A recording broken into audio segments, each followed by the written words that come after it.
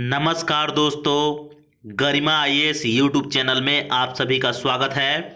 Friends, जैसा कि आप सभी को पता होगा कि हम लोग प्राचीन इतिहास को देख रहे हैं और प्राचीन इतिहास के अध्ययन के क्रम में हम लोगों ने अध्याय 14 के भाग 7 तक के वीडियो को देख चुके हैं। आज हम लोग अध्याय 14 के ही भाग 8वें वाले वीडियो को देखेंगे, जिसमें हम लोग खास कर देखने वाले हैं स्कंदगुप्त के इतिहास को लेकर। इसके पिछले वीडियो में हम लोगों ने क्या देखा था, तो कुमारगुप्त प्रथम के बारे में। तो फ्रेंड्स, आप सभी को मैं बता दूं कि स्कंदगुप्त का जो शासनकाल का अवधि है वह 455 ईस्वी से लेकर 467 ईस्वी तक रहा है। इन्होंने कुल मिलाकर 12 वर्षों तक शासन किया और अपने पूर्ववर्ती शासकों यानी अपने पिता और अपने पितामह की जो साम्राज्य था उसको अक्षुण्ण बनाए रखा। इनके शासन काल में फ्रेंड्स हुणों का आक्रमण हुआ था, उस पर हम लोग बात करेंगे आगे, काफी इंपॉर्टेंट है। और इन्होंने क्रमादित्य की उपाधि भी धारण की हुई थी। आपको एक बात और बता दूं फ्रेंड्स, आगे बढ़ने से पहले, यदि आप लोग प्राचीन इतिहास का वीडियो शुरू से देखना चाहते हैं तो मैंने डिस्क्रिप्शन में उस प्लेलिस्ट का लिंक दिया है, आप लोग जाकर के चेक कर सकते हैं, या प्लेलिस्ट में आप जाकर वहां पर भी चेक कर सकते हैं। प्राचीन इतिहास एंसेंट हिस्ट्री के नाम से वह प्लेलिस्ट होगा। तो जाइए और शुरू से इतिहास देखते आइए, आपको काफी रुचि आएगा और मजा भी आएगा। आइए सबसे पहले विषय सूची को देख लेते हैं कि आखिर में हम लोग किन किन चीज़ों पर चर्चा करने वाले हैं इस वीडियो में। तो फ्रेंड्स, सबसे पहले हम लोग स्कंदगुप्त के परिचय के बारे में जानेंगे। उसके बाद उनके इतिहास की कौन कौन से साधन मौजूद हैं जिसके तहत हमें उनके बारे में जानकारियां प्राप्त होती है, इसके बारे में जानेंगे।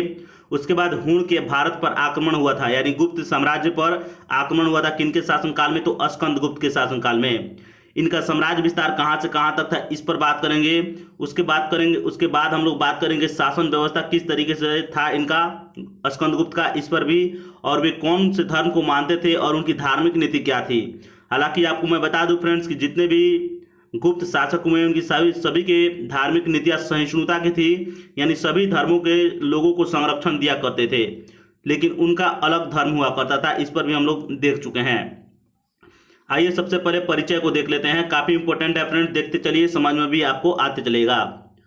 कुमारगुप्त प्रथम के फ्रेंड्स पुत्र थे। बड़ा पुत्र का नाम था पुरुगुप्त, यहाँ पर पुष्यगुप्त बोल दिया, इसके लिए सॉरी। बड़ा गुप्त का नाम था पुरुगुप्त और छोटा पुत्र का नाम था स्कंदगुप्त। ये दो पुत्र हुए कुमारगुप्त प्रथम के। तो इन दोनों पुत्रों में उत्तराधिकार को लेकर के युद्ध हुआ, यानी कौन राजा बनेगा। मतलब कहने का मतलब यह है कुमारगुप्त प्रथम जब मृत्यु हो गई, जब मर गया, तो उसके बाद अगला राजा कौन बनेगा, इसको लेकर के उसके दोनों बेटों में, बड़ा बेटा और छोटा बेटा में उत्तराधिकार को लेकर के युद्ध होता है। बड़ा बेटा था पुरुगुप्त और छोटा बेटा था स्कंदगुप्त, दोनों में उत्तराधिकार का युद्ध होता है और अंततः स्कंदगुप्त विजयी होता है, यानी जो छोटा पुत्र था वही राजा बनने में सफल हो जाता है। आइए अब आगे बात करते हैं किन चीज़ों पर, तो इतिहास के साधन पर, कौन कौन से इतिहास के साधन मौजूद हैं उसी के बारे में, काफ़ी इंपॉर्टेंट है, तो देखते चलिए और समझते चलिए।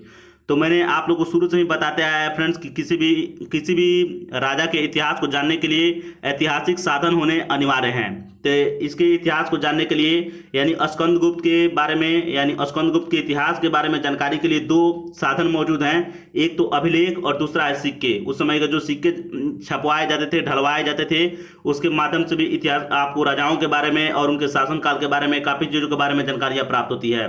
तो अभिलेख तो लिखवाते ही थे, जो भी शासक होते थे अपने राजकाल के बारे में बहुत सारी चीज़ों के बारे में लिखवाते थे, किस तरीके से राज करते थे, उनका साम्राज्य का विस्तार कहाँ से कहाँ तक था, अपने विजयों के बारे में, अपने उपलब्धियों के बारे में अभिलेख में लिखवाते थे। तो आइए अभिलेख कौन कौन से उस पर चर्चा कर लेते हैं। तो स्कंदगुप्त का पहला अभिलेख है फ्रेंड्स, वो जूनागढ़ का अभिलेख है। जूनागढ़ फ्रेंड्स, यह ध्यान रखिएगा, यह गुजरात में पड़ता है, काठियावाड़ में, तो यह ध्यान रखिएगा। बिहार आप लोग समझते हैं, बिहार में पड़ेगा। इंदौर या मध्य प्रदेश में पड़ता है। भित्री स्तंभलेख उत्तर प्रदेश के गाजीपुर जिले में। कोहम स्तंभलेख काफी इंपॉर्टेंट है।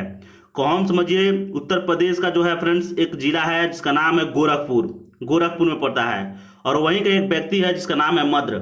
उस मद्र व्यक्ति ने ऐसा इसके अभिलेख में, इस कोहम स्तंभलेख जो मिला है फ्रेंड्स, उसमें उल्लिखित है कि मद्र नाम का व्यक्ति ने 3 जैन तीर्थंकरों की कौन सी मूर्ति, तो 3 जैन तीर्थंकरों की पाषाण मूर्तियों को बनवाया था। पाषाण मतलब पत्थरों से उत्कीर्ण, पाषाण का मतलब पत्थर होता है, तो ध्यान रखिएगा किसने बनवाया था, तो मद्र नाम का व्यक्ति।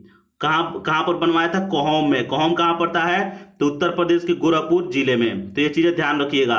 जैन तीर्थंकरों की मूर्ति बनवाया था, 3 जैन तीर्थंकरों की मूर्ति, और वो मूर्ति जो बनी थी वह पाषाण की थी, पत्थर की थी। तो ध्यान रखिएगा।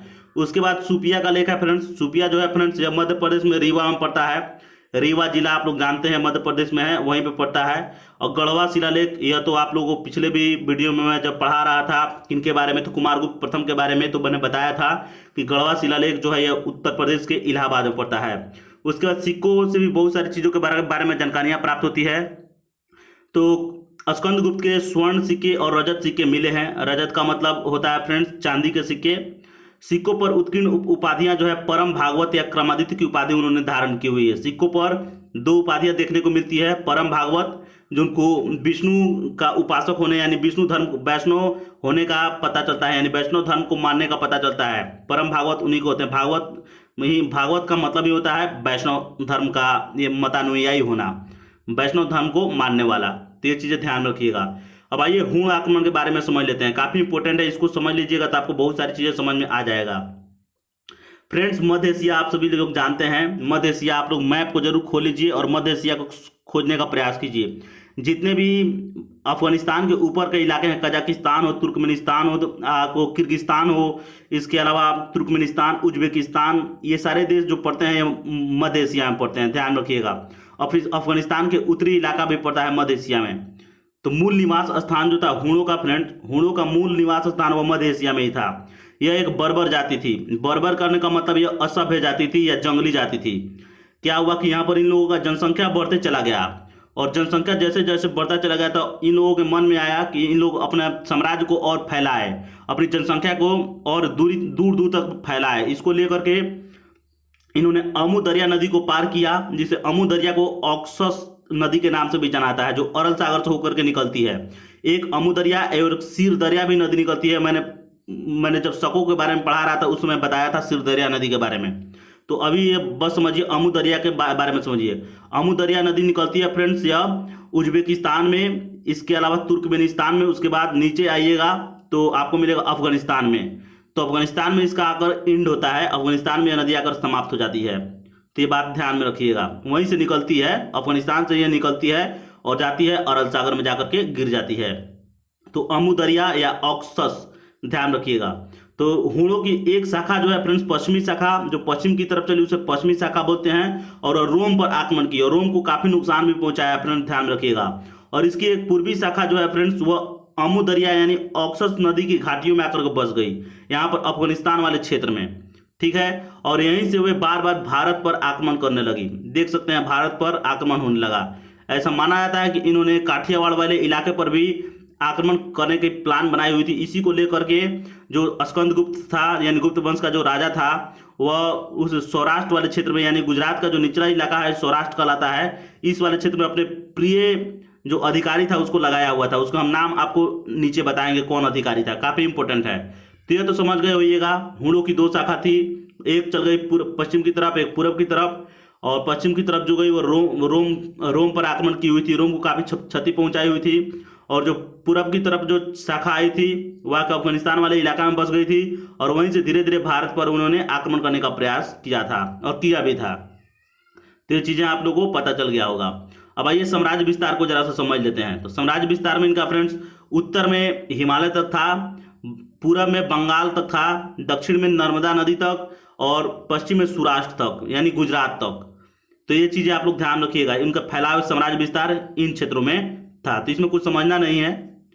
अब आइए शासन व्यवस्था के बारे में बात कर लेते हैं, यह काफी इंपॉर्टेंट है फ्रेंड्स। गुप्त साम्राज्य, मान लीजिए रेड कलर में जो दिख रहा है पूरा का पूरा गुप्त साम्राज्य है। और गुप्त साम्राज्य कई प्रांतों में बटा हुआ था, जैसा कि आप लोग देख रहे होंगे मैंने प्रांत लिखा हुआ है।